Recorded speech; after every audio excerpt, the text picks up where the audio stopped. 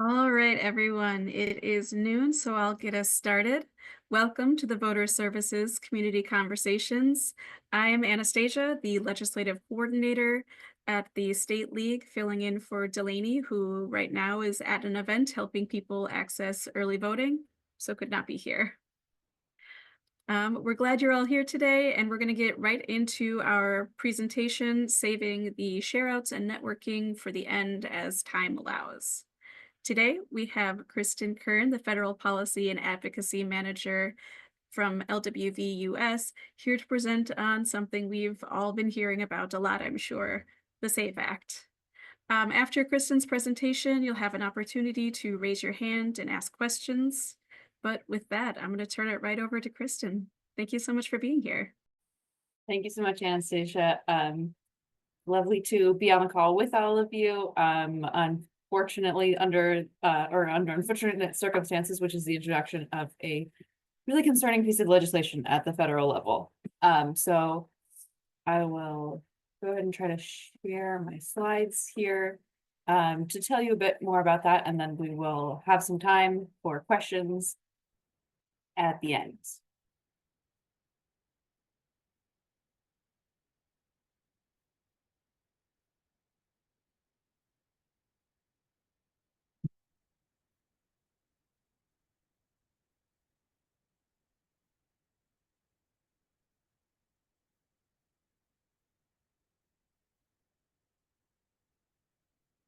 Okay, do we see slides?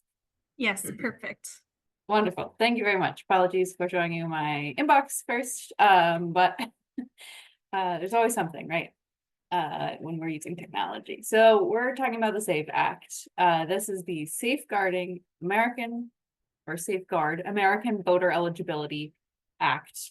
Again, my name is Kristen Kern. I work at the national office on our advocacy team and primarily work on federal legislation. So we're going to be talking about a couple of pieces of the bill, just some background for those of you who may not be familiar, what is entailed, what is required by the bill, who would be impacted, where it stands in Congress, and then again, anytime remaining, we should have plenty at the end to have a discussion. So again, this is the Safeguard American Voter Eligibility Act. It is HR 22 in the House, which is primarily where it is moving right now. The low number of the bill being 22, as we know, Congress introduces thousands of bills every session. So this low number is actually important because that means it was introduced as a priority piece of legislation. Typically the majority, which of course the Republicans are, introduces bills 1 through 10. They give bills 11 through 20 to the minority party, and then it's up to leadership how bills are numbered from then on out. So of course they introduced 12 pieces of priority legislation. So we have 1 through 10 and then into the 20s that were majority priorities at the beginning of the 119th Congress, of which this was one. So they introduced all of these pieces of legislation in the House rules package. So it's required at the beginning of every Congress that the House adopts a set of rules that will govern their proceedings throughout that Congress, to include, in many cases, a bunch of pieces of legislation that they want to prioritize. So the House majority decided that voter eligibility, the concept of voter fraud, and protecting access to the ballot box via limiting essentially who can access it was a priority. So when they did it this way, it bypasses the committee process, which most bills have to go through, consideration and voting out of the committee level, at which point they can be amended. This bill didn't do any of that because the full House essentially already voted to accept working on this as part of the House rules package. So it's in a little bit of an interesting position because it can't be amended. It has already essentially been agreed to be considered, not agreed to pass through the House, but agreed to go straight to the House floor. So questions about it potentially being amended to be less of a bad bill aren't really on the table right now. Just as a reminder, this is what we're working with in Congress. The House has narrowed in margins from last Congress to this Congress. Of course, both the 118th and 119th Congresses were controlled by Republicans, but their margin is quite small. And that does play into what they're able to get passed and what concessions they might have to make to the minority members in order to get things passed, which of course we saw a bit of that dynamic throughout the budget negotiation process as they very narrowly passed a continuing resolution last week to keep the government funded for the next 6 months. So this bill, Safeguard American Voter Eligibility Act, it requires documentary proof of citizenship to be presented to register to vote. So every time a voter re-registers, if they move, obviously when they register for the first time, if they change their name, any update to their voter registration, which as we all know can happen quite frequently. I think about myself, I've moved many times in the past few years and have had to re-register every time we move. So this would require a person to show up in person to present proof of citizenship, a document like a passport or birth certificate. There are specific documents laid out in the bill that would be required, and it's quite narrow because it has to show either that a person was born in the United States, so a birth certificate showing your location of birth if you are a citizen with birthright citizenship. If you're a naturalized citizen, there are other papers that are required to be shown as your documentary proof of citizenship. And there are also other components of the bill that require things like voter roll maintenance and purges of inactive voters. So just requiring at the state level that the information they maintain on voters is regularly updated. So this impacts a ton of people, essentially everyone in some way, considering the need to re-register every time you move. But on top of that, folks who specifically might be impacted because of the communities that they are members of could is typically centered around folks who would have more difficulty accessing the essential documentation necessary to prove their citizenship. So that might be voters who have changed their name. That could be trans folks, women who have married and changed their last name, wouldn't have a document like a birth certificate, for example, that would show their present name. Of course, the passport would, but we know that is not necessarily a commonly held document. It's not a document that we all have up to date all the time because we think of it as something that's typically centered around travel outside of the United States. If that's not something you have recently done, having an active passport that can show your citizenship is difficult for many folks. Military voters who move somewhat more regularly than the rest of us have to re-register to vote every time they move, and their military ID doesn't show citizenship or place of birth, so can't even use that ID to prove citizenship. We know that rural voters and voters of color are less likely to have an active passport than their metropolitan and white counterparts. And we have numerous pieces of research about the comparative numbers of those communities and their relative access to this type of documentation, as well as we think about all of the natural disasters that happened last year. Folks who have lost their homes, lost many of their possessions are now, if this law is in effect, required to procure replacement documentation to register to vote while they're in the midst of replacing everything. So it's really a diverse group of communities that are impacted here in a way that we don't typically see with other bills that would have the impact of voter suppression. This is really broad in terms of who would be impacted, on the order of about 70 million women who have changed their married last name are estimated not to have active documentation with their current name. We know that folks change their names for all kinds of reasons, and this puts an additional burden on them to have the appropriate documentation to present to register to vote. So at this moment, the bill is planned to be voted on the House floor on March 31st. That is a couple of months after its introduction. We've been awaiting when this date might come up, but this is when we're pretty confident that the leadership will bring it to the House. This is after they return from recess, Congress, and will be able to vote on the bill now that they have settled all of their budget negotiations for now. It is likely to pass along party lines. It did pass last Congress as well, of note, with some Democrats voting in support. So we are expecting that the same may happen this Congress, where it passes the House pretty easily.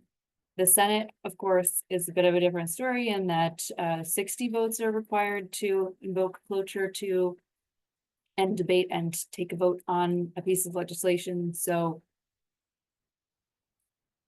we are focusing a lot of our advocacy in the Senate to ensure that offices are educated and prepared to oppose this bill when it could come up. Of course, as soon as the House, if they pass it, as soon as they do, the Senate could take it up immediately. But we are thinking, because this is a really controversial issue, one that maybe at face value to many voters strikes as a good idea, focused on just ensuring that only citizens are voting in our elections. Republicans in the Senate could try to use this as a wedge issue next year ahead of midterms and try to get Democrats on the record voting in opposition to something that they will say increases the security of our elections. So that's just some kind of political positioning strategy that we think might be playing into where this bill will go later this Congress. So there definitely is a possibility that this does not go into law, that the Senate does not end up finding the votes to get this passed. But like I said, we saw it get a couple of Democrats vote in support in the House last Congress. If that could happen in the Senate as well, it's hard to say. But that's why our focus at this point is on advocacy against the bill, making sure that our members of Congress know how widely reaching the impacts of this bill would be. And to that end, we have a number of resources for you all to take action to help ensure that your members hear from you about, your members of Congress hear from you about how detrimental this piece of legislation would be. So we have, of course, an action alert posted on our website where you can send a message directly to your member of Congress in opposition. But we also have a number of public education resources, and I can drop links in the chat here so that you all have access to those.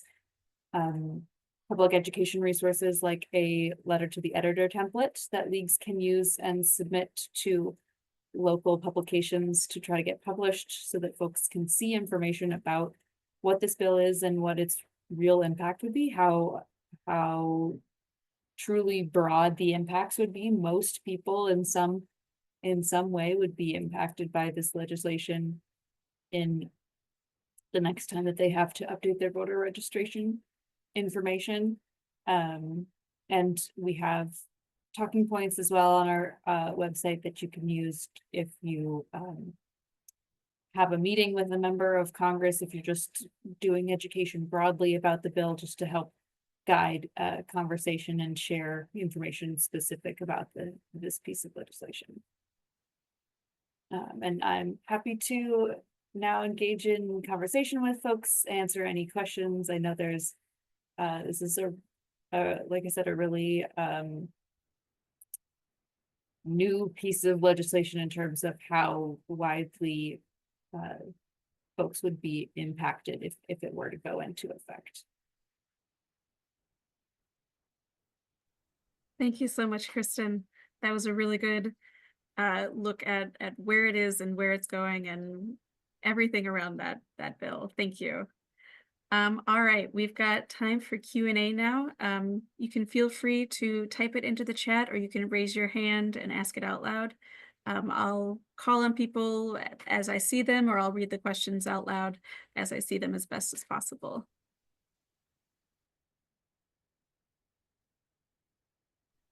And Tim, it looks like only part of your question made it into the chat. You can feel free to retype that or come off mute and ask.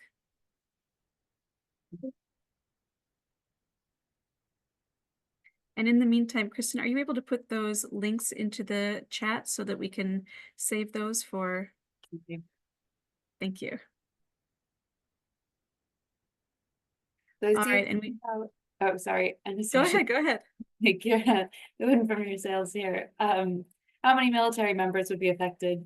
Of course, you don't have to be a citizen to be a member of the US military. So it's not all members of the military, but every single American citizen who is a member of the military, who goes to register to vote would be required to present this proof of citizenship documentation. So they would be affected in the same way as any other American citizen voter trying to register. It's really just the interesting part of the military voters experience, of course, is one that they do move somewhat more regularly than the rest of us, than civilian members of society, but and would be required to register and update their information every time they move, but also that their government issued military ID wouldn't be sufficient to demonstrate citizenship, and thus they would still be required to present other documentation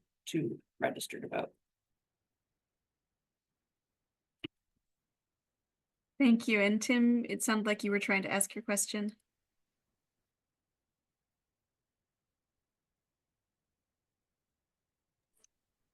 How would this act affect residents living abroad, or say students abroad for a year abroad program from university, or anyone who's out of the country for whatever reason?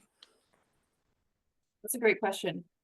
Because of the in-person requirement to present documentation, of note, even if you mail in, and this is specifically prescribed in the bill, your voter registration application, you're still required to show up in person and present your documentary proof of citizenship, essentially undermining the entire reason one would use the mail-in registration process.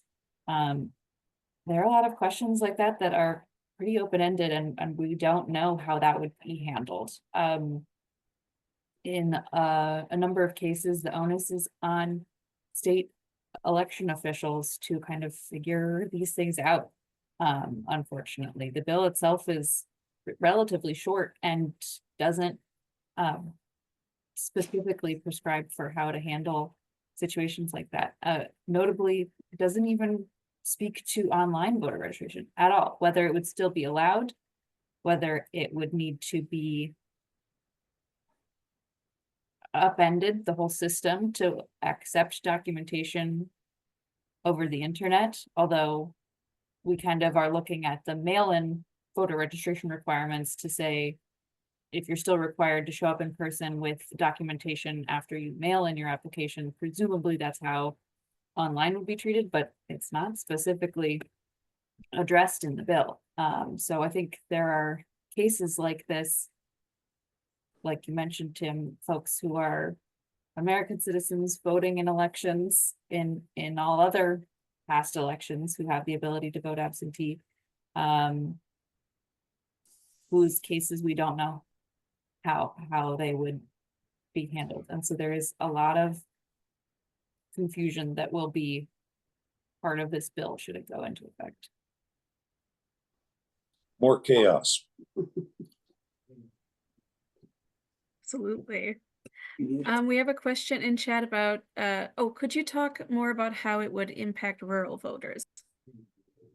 Absolutely. So this is focused on comparative access to a passport, rural voters versus voters who live in the city. There just is a disparity between those two communities in folks who have a passport, the percent of voters who are likely to have an active passport that they could use to prove citizenship and register to vote. Of course, there's also considerations about ease of access to the Board of Elections office for a rural voter versus a city voter. I know, living in Washington, DC myself, how relatively easy it is for me to physically get to the Board of Elections office. I can take the metro there. I can get there pretty easily. If I live multiple hours drive, as many rural voters do, from their state's Board of Elections office, that's going to be a much larger hurdle for me to complete my voter registration process. Okay, we've got 2 more chat questions before we get to Joan's raised hand. Will there be any prescribed mechanism for folks whose records don't exist or have been lost to get help or find remedies? Theoretically, yes, there is a process laid out in the bill which gives state election administrators some guidance for how to work with voters to develop other processes for demonstrating their citizenship. But I think this is another case where confusion will unfortunately prevail because there's not a clear process, just or a list of secondary documentation, just a directive to state administrators to work with voters to figure it out. And of course, as we all know, many of us who have worked with state and local election administrators, there already exists the ability for our election administrators to prove citizenship on behalf of folks who have registered to vote. We're not solving here a problem to which we have no solution. We already have the ability, when folks present their information to register to vote, to determine citizenship. It's just an additional burden of documentary proof on behalf of the voter to provide this information. So there is a directive to state administrators to devise processes, additional documentation that folks can provide that in concert demonstrate citizenship, but it is not a clear directive. Okay, we have a couple of comments about real IDs. Would real IDs meet the documentation requirement? So as someone points out in the chat, because you do need to prove citizenship to get a real ID, I believe they reference real IDs in the bill itself. But the resulting real ID itself does not then list your citizenship status or birth location. If you are a citizen with birthright citizenship. So let me confirm how they specifically speak to real ID. It might be that you can present a real ID in conjunction with other documentation. But a passport or birth certificate are the primary documents that are listed in the bill that would definitively be accepted to prove your citizenship.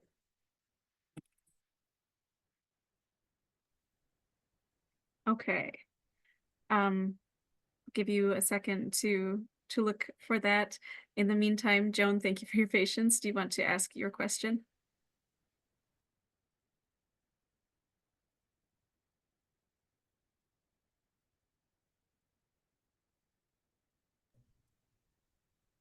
You are muted if you are trying to ask your question. Otherwise, I'm going to assume that maybe it was already answered in one of the other questions. I'm sorry. Yes, I had to step away. My question, this of course would automatically exclude people in nursing homes with mobility issues intentionally. That's just my comment. Yes, thank you, John. That's definitely a consideration, that's part of this, and many folks with mobility, challenges, would be impacted here, given the requirement to show up in person. Absolutely. We did have one comment about having a little bit of trouble finding the information on the SAVE Act on the US League website. Are there plans to make that anywhere more prominent or send out more emails specific to the SAVE Act advocacy? So all of our SAVE Act resources live on the league management site, which is, I imagine most of you are familiar with. It's, but as a different component of our site, it's the side of the site that hosts the majority of this information. Our main site, you'll only find our press releases and public information that speaks to the SAVE Act. So the links that apologies for kind of sporadically dropping them in here, but you'll see talking points, which I just added, our letter to the editor template. Those all live on our league management site.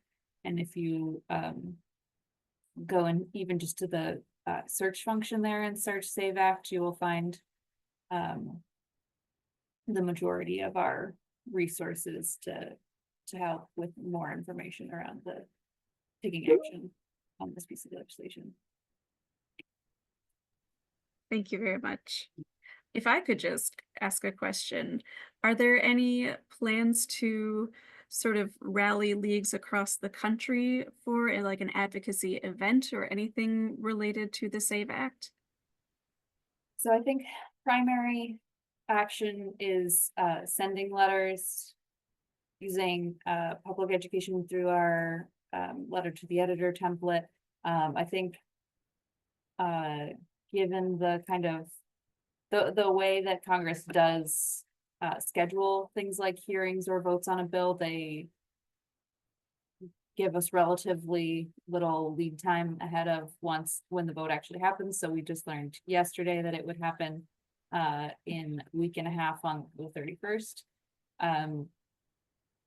So we really appreciate your help getting letters and messages to members of Congress right now. So it's a little bit of a rapid response situation where responding to the action alert is really key right now so that we can demonstrate, and calling, of course, if you are comfortable doing that, calling your member of Congress. We know that I've seen offices when we're up there on the Hill answering the phone and they have a spreadsheet in front of them and they are tracking live the feedback that they are getting from constituents, and that is really valuable to them to see folks who are so passionate about an issue that they're calling their offices and reporting voter sentiment about an issue like this one.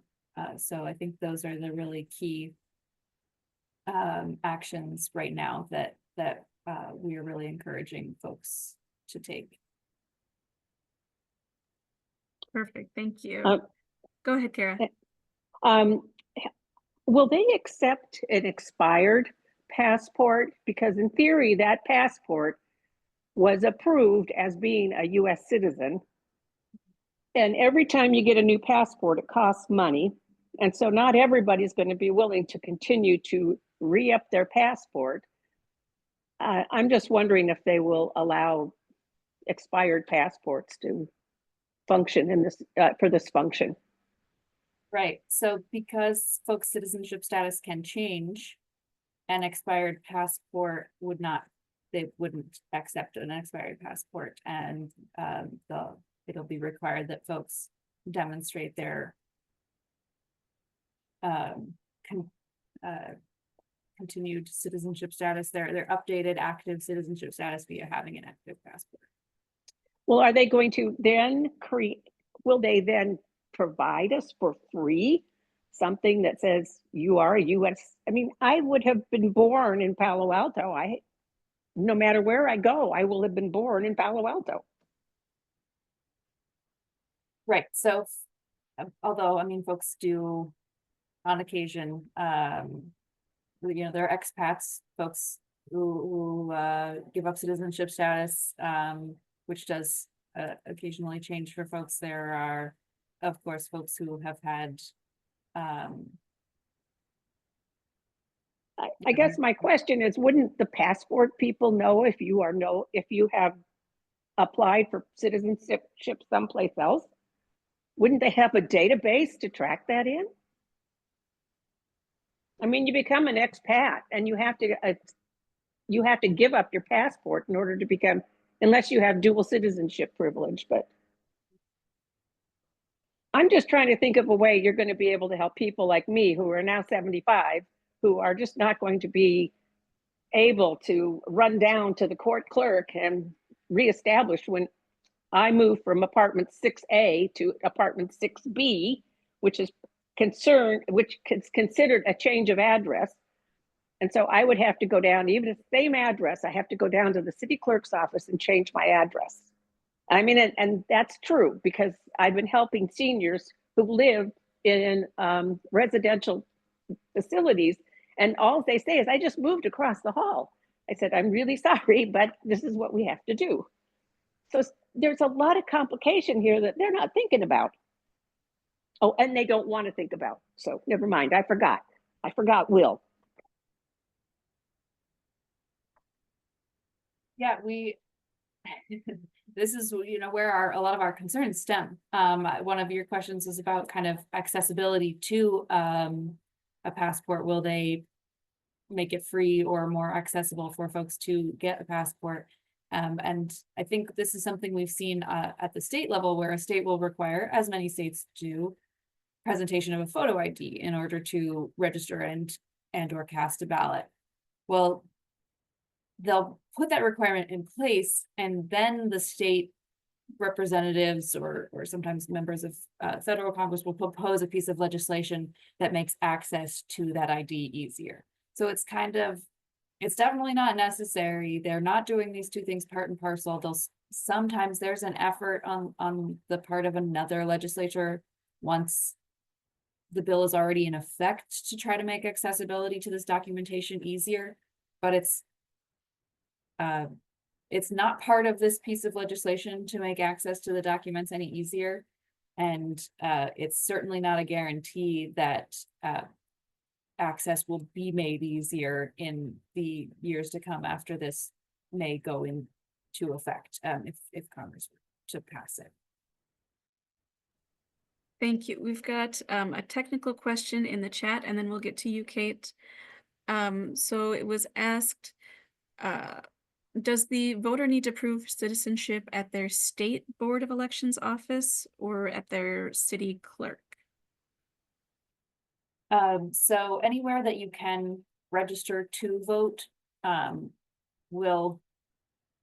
should be qualified to accept this documentation from you. So if you are typically registering to vote at your local board of elections, somewhere that's close to you, that staff person will need to be trained to identify proper documentation, review it, and check it for you to certify your voter registration. Notably, in the bill, there are also penalties for folks if they should accidentally register someone without reviewing documentation, or if there should be fraudulent documentation. So this will require kind of a rollout process of training up these individuals at Board of Elections offices to be able to review and certify your documentation to get folks registered to vote.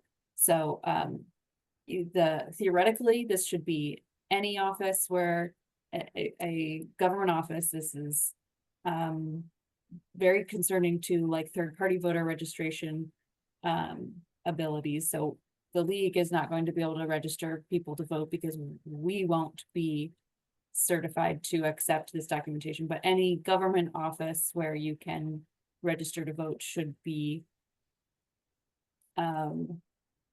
trained and certified in the ability to review documentation. But of course, this has broad implications for the NVRA as well, because of our ability to register to vote at many different government agencies when we interface with the DMV. I don't think there's a clear plan for whether staff at your local DMV are going to have to be able to accept this and, know what documentation, know how to assess the validity of that documentation. Or if that is essentially going to be completely undermined as well, where the Board of Elections office is going to be the only place where this documentation can be reviewed. Good to know that it's putting an extra unnecessary burden not only on the voters, but also on, for example, our city clerks who already have a lot of work to do. We'll go Kate and then Gail. Let's be clear. This is voter suppression. It is. And I'm not sure who it was that was speaking earlier, the 75-year-old woman who was talking about her situation. Your stories and these stories of blatant voter suppression really need to be spoken to. So if that goes into your letter to the editor, or what you're writing to your congressperson and every single senator. So it's not just your congressperson or your senator, but and it's already passed Congress. Mr. Tiffany is very happy about this, that he signed this, and he's all happy about it. So we need to be connecting with every single senator, all 100 of them in Washington. They need to grow a spine, and they need to stand up to what is going on here. And I recommend that each one of you get out and march, and you and connect with everyone about what is going on. This is destructive to our democracy. The link that's in there with regard to the talking points, you can copy and paste them. It's perfect. I've got a little document, and in fact, I've sent it out to our folks in our area. We really need to be talking this up. And of course, what else are we going to need to talk up? Every single day, there is something that we need to be talking up. And the league needs to be standing up to this across the board, and that there's not different information that's being focused on at the state level and different information is being focused on the national level, because that's kind of what's going on. The national is talking about the effects on our democracy, and we're kind of talking about other stuff, but I'll bring that up at the president's call. So I'll shut up and I'll let somebody else talk. Thank you for that, Kate. Thank you. And I'm sure that will be a very good conversation. Gail. Yeah, I know that the answer to the question why is that's what the law says. And when it comes to not accepting an expired passport, for example, I guess you could call my birth certificate expired the day after I'm born because it's out of date. But my question was, can you prove the chain of custody of your name? So I'm going to make it up. I was born Linda Abel.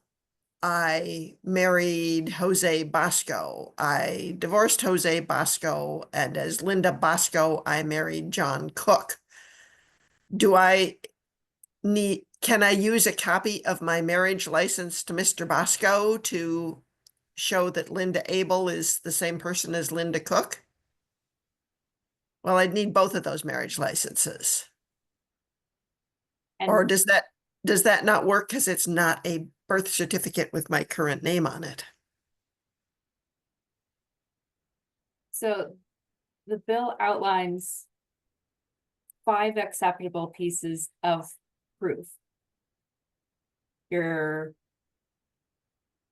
passport, I mean, it's documentation that shows for citizens who are born in the United States, your location of birth, or for anyone, your location of citizenship on the document itself. There is very little creativity in the bill in terms of pairing multiple documents together to show, like you said, a chain of custody. They outline a form of identification consistent with the real ID that indicates on the document the applicant is a citizen of the United States, a passport, your military ID with a service record or other document that shows your place of birth was the United States, a government issued photo ID showing your place of birth, or a government issued ID that,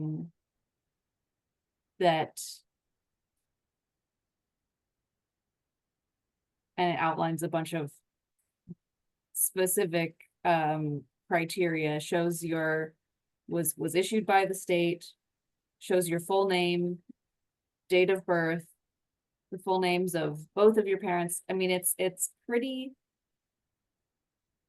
narrow in terms of the list of documentation. It doesn't give any directive for how folks who have changed their name would navigate this process at all. So that's totally in the hands of the state election administrator to work through that process with anyone who is not born in the United States and maintained the same name their whole life and has active documentation. There is not an exhaustive list of all of the ways you can prove your citizenship. It's essentially 5 pieces of government issued photo identification that lists your birthplace on it as acceptable documentation. So we read this as reasonable people who understand that state administrators and federal agencies who are tasked in the executive branch with actual execution of this bill, we read this with the kind of idealistic trust in government institutions that these processes will be, that our processes in place for regulation and execution of a bill will give room for interpretation, but it may not actually happen that way.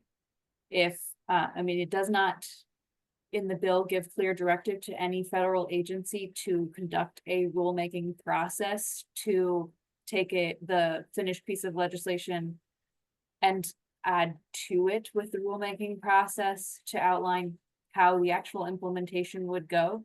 So it would be incumbent upon a federal executive agency to determine that they have statutory jurisdiction to conduct a rulemaking process on this piece of legislation, do so, and then explain to the public how the rollout would go. But if it's signed into law according to the bill, it becomes effective the day it's signed. So there's no timeline or process outlined for clarifying the elements of this bill that are that put state election administrators in a position of really struggling to actually execute it. Thank you. Joan in chat mentioned that this also eliminates all incarcerated individuals. I know a number of leagues here in Wisconsin have been doing great work helping people who are incarcerated but eligible to vote access their voting rights. Could you talk a little bit about how they would be affected by this requirement to the narrowing of where you can register to vote?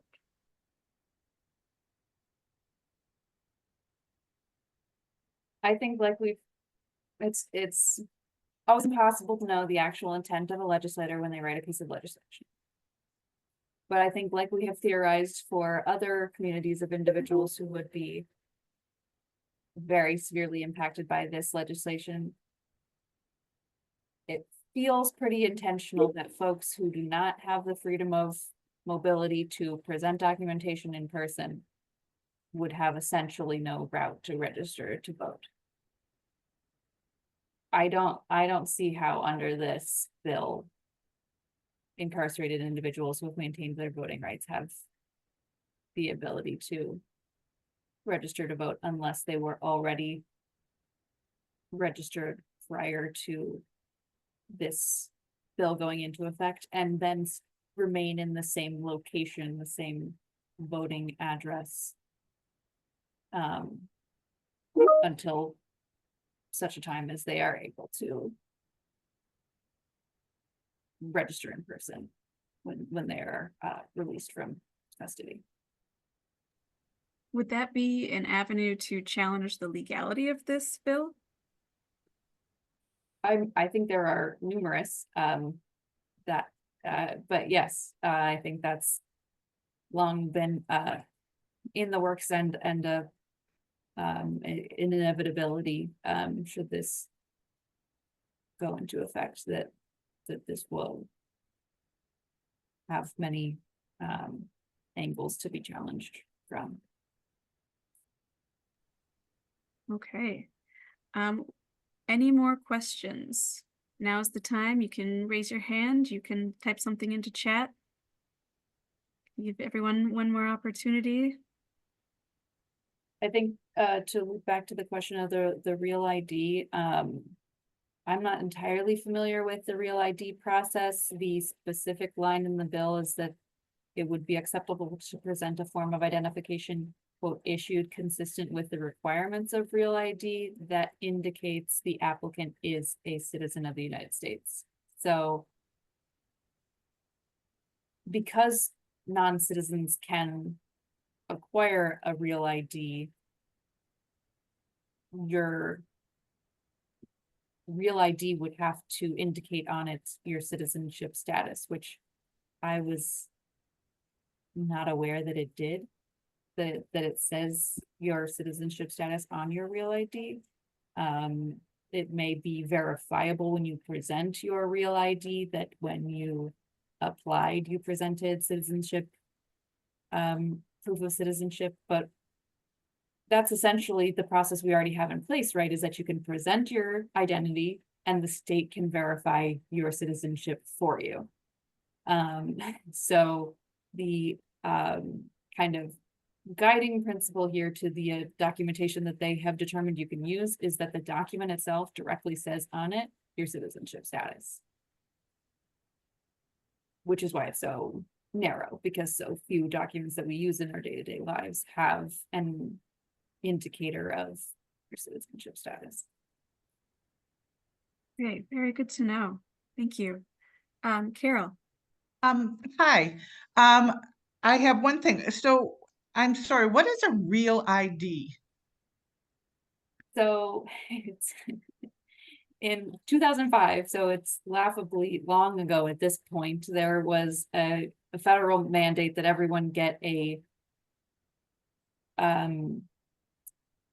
much more difficult to forge piece of photo identification for flying. So my driver's license is my real ID. That's most people's real ID, and it follows federal guidance for watermarks and barcode and presentation that makes it much more difficult for someone to have and use, specifically for flying, a fraudulent identification. And the deadline was moved up multiple times, and then COVID hit, and then now you need a real ID by May. soon this year. Yeah. That's the deadline now, but I remember in like 2018 the deadline was 2019, and so it's been a bit of a moving target, but that has been the primary impetus is for flying, to be able to prove your identification.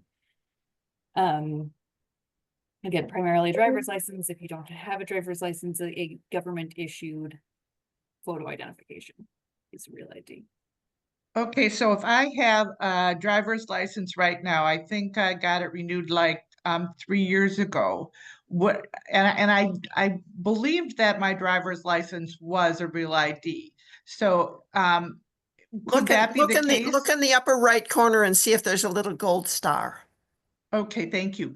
The other question I have is, so how many times has this redoing of the ID rules, how many times has that been brought through? I mean, we have the original law that says, you know, you have to have an ID. And then it seems to me that this has been brought up 2 times before.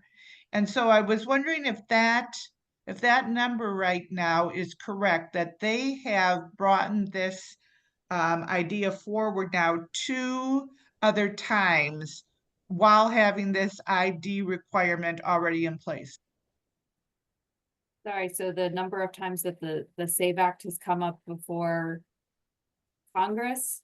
Or- Yes, So the first time was last Congress, 118th Congress, so that was, I think, probably 2 years ago, the first time that they introduced the bill and it passed the House, but did not pass the Senate. And so Okay. this is the second time that they have proposed it, and of course, they know they have a Republican trifecta and are feeling much more confident about it this time. okay, so this is the same one that they tried to pass last time. The Senate put the kibosh on that, and they're trying to have this go through again now that the Senate is a little bit more Republican. Right. Okay, and so this is this is our final hurrah with this. I mean, we've got to defeat it, otherwise it's law. Well, and if we're successful, they will continue to try in every future Congress that they have any semblance of control. But yeah, I mean, it is a frighteningly real possibility right now Okay, with the Senate. Could okay, thank you.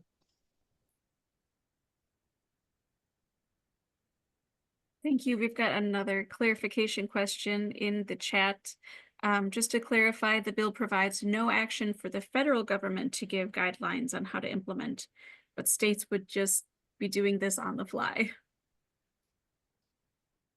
Right, so when a piece of legislation is written, oftentimes, although it's not a requirement, the foresightful legislator and their staff will write into the bill, and the Department of Justice shall promulgate rulemaking on this piece of legislation. So they are clearly outlining in the bill a requirement to the executive branch that they write rulemaking to clarify the process for execution of the bill, because we know that Congress is not meant to be experts down to the nitty-gritty details in a piece of legislation that they're passing, but that's what the federal agencies are for, is they employ numerous experts, solicit stakeholder comments, and ultimately, ideally, put forward rulemaking that is expert informed on how the bill will be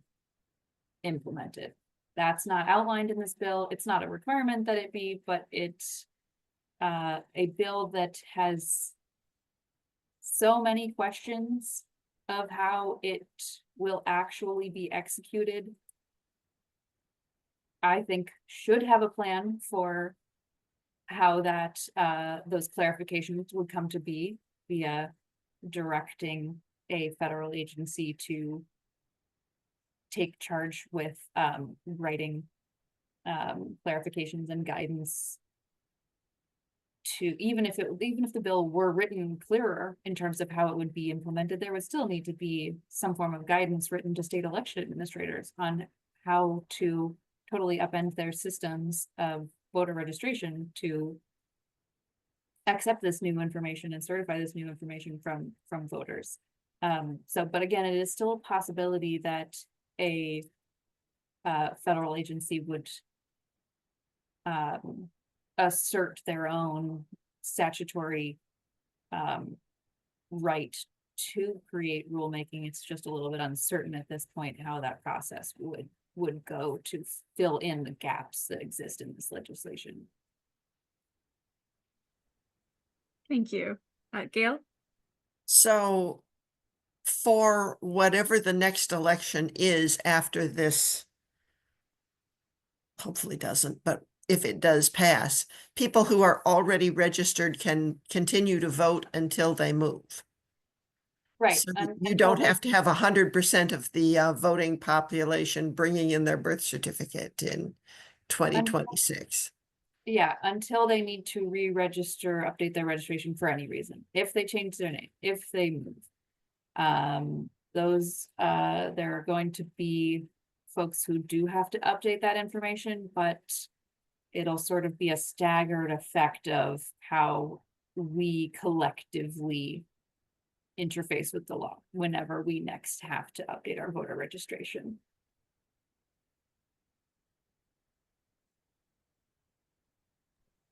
Another important detail. Okay, I'm gonna do, again, one more call. If you have any lingering questions, anything you wanted to comment about the SAVE Act, now's the time to do so.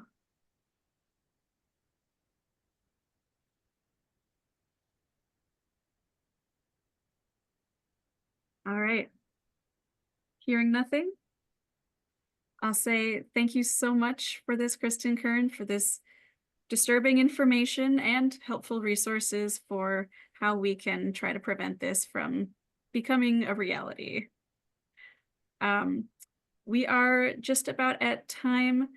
I'm going to ask, is there anyone here who has any share outs they want to do in the typical community conversations fashion? I just got a phone call in the middle of it and I missed a lot. When will it be up so I can listen? Absolutely. Unfortunately, I don't have that information. I'm just filling in for Delaney today, but I'll be emailing her right after this, letting her know that people are interested about when it will be available and whether or not they can share it, and she'll be able to follow up with everyone with that information. Thanks. Absolutely. Okay. Well, given that we only have a few minutes, and it seems like no one is chomping at the bit to share anything else, I'm gonna give you guys a little bit of extra free time. Thank you so much for being here today, for this conversation. I wanted to let you know that our next community conversation is April 15th. We'll be having 2 league members here in Wisconsin share updates on their ballot language access project that they've been working at on the state level, and it will include information about how local leagues can get involved and re-enfranchise people who should be enfranchised. We'll see you all then, and thank you very much.